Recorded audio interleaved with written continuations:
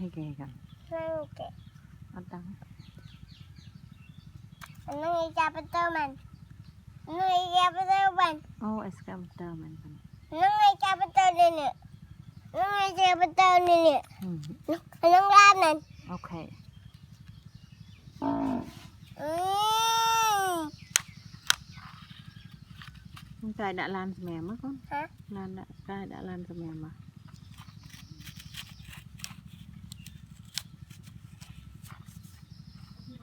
โอ้จ้า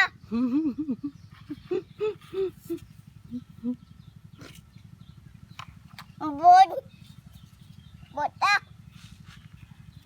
ไก่มันเจ็บหมดบดเลย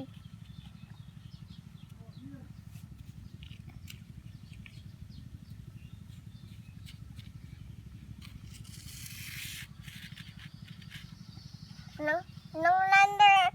นั่นตะกี้น้อง lan đặt ai cái con ร้านตกลาม hả ร้านตกลาม mở bay mông đông tên mở bay một mau mở xua sắt là năng lan ấy con ร้านตกลาม bay mau mở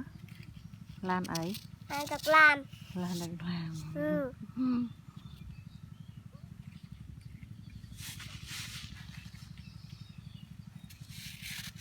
ร้านไหน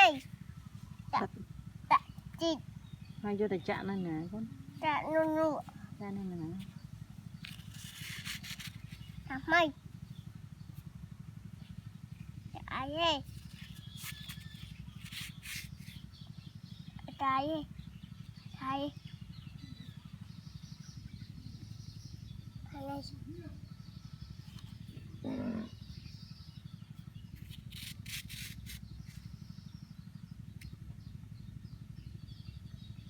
บ้านไหน